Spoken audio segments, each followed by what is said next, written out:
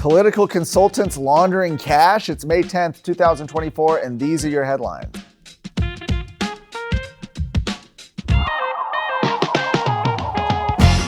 Say it ain't so. Two former consultants to Democrat Representative Henry Cuellar have agreed to plead guilty to assisting the lawmaker in laundering hundreds of thousands of dollars from a Mexican bank. That's like millions of pesos. Colin Strother, the South Texas Democrats' former campaign manager, and Florencio Rendon struck separate deals with the U.S. Department of Justice in March where they agreed to cooperate with the investigation. That's not good news for Cuellar. The first of the two to come clean was Strother, who signed his agreement on March 6th. 9 days later, Rendon entered into his deal with federal prosecutors. In Rendon's agreement, the operation's origins are said to have begun in 2015, when Rendon met with Banco Azteca executives at Cuellar's behest to discuss supposed regulatory issues facing the bank.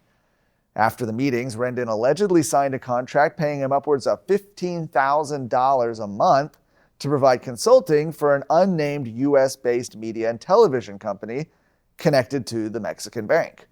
Strother's deal details that Cuellar then allegedly commissioned Rendon to meet Strother, where Rendon offered Strother $11,000 a month to participate in a clandestine project that Strother eventually determined to be, quote, a sham.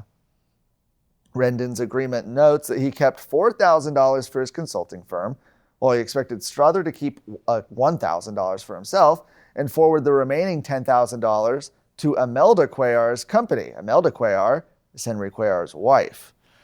In total, Rendon paid Strother $261,000 from March of 2016 to June of 2019. Over $236,000 of that was then allegedly funneled to Cuellar's wife. Prosecutors believe the transactions were part of an effort by Cuellar to hide the money from required U.S. financial disclosures. This, of course, comes after the DOJ announced last week it has indicted Cuellar on corruption and money laundering charges for over $600,000 in bribes. A U.S. district court is allowing a Texas case that accuses the federal government of censoring conservative media companies to move forward. Attorney General Ken Paxton first filed the case alongside the Daily Wire, the Federalist, and the New Civil Liberties Alliance back in December in reaction to fallout from the administration's Global Engagement Center. According to the lawsuit, the Global Engagement Center was only authorized to target foreign misinformation, but actually actively worked to censor, deplatform, and demonetize domestic media companies like the Daily Wire and the Federalist. Judge Jeremy Kernodle of the U.S. District Court in Eastern Texas wrote in his 36-page order on Tuesday that plaintiffs had thus far sufficiently argued they had standing to challenge the Department of State. It's sort of the first hurdle here. Kernodle specifically noted plaintiffs allege the GEC conspired with social media companies in 2019 to push the censorship technology Disinfo Cloud, which included input from media rating companies like the Global Disinformation Index and NewsGuard. Both GDI and NewsGuard, frequently used by advertisers to gauge ad placements, have been exposed in studies by the Media Research Center for disproportionately targeting conservatives. Imagine that, censorship against conservatives. A 2023 study, for example, showed that NewsGuard gave left-leaning outlets an average rating of 91 out of 100, while right-leaning outlets had an average rating of just 65. House Bill 20, which prohibits social media platforms from censoring based on users' viewpoints, is currently blocked as the U.S. Supreme Court reviews the accompanying case. Is it possible to morph from a hero into a villain? I'm Valerie Munoz. Join me as I introduce you to the most powerful lobbying group in Texas. One that started as a savior, but has become the very thing they were created to destroy. Listen now to Season 7 of Exposed, The Beast of Austin, available wherever you get podcasts.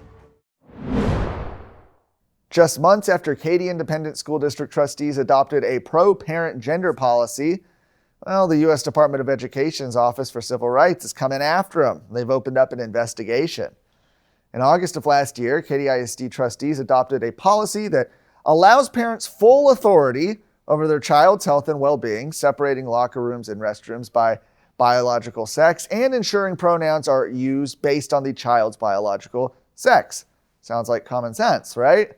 The policy also says that faculty and staff are prohibited from teaching or providing instructional materials on gender ideology in classrooms. Of course, while the board members were discussing the item back in August, many sexual preference and gender ideology activists showed up to condemn the board for even considering the policy, calling the board members bigoted and hateful. But despite the insults, the board approved the policy 4-3. Well, that takes us to this week. The Biden administration, the DOE, officially opened an investigation to determine if the policy discriminates against gender-confused students. The president of the Katy ISD Board of Trustees, Victor Perez, told Texas Scorecard that the enactment of the pro-parent policy has gone smoothly, the district has implemented it professionally, and they are committing to cooperating with any requests the DOE has. For more of today's stories, go to texasscorecard.com.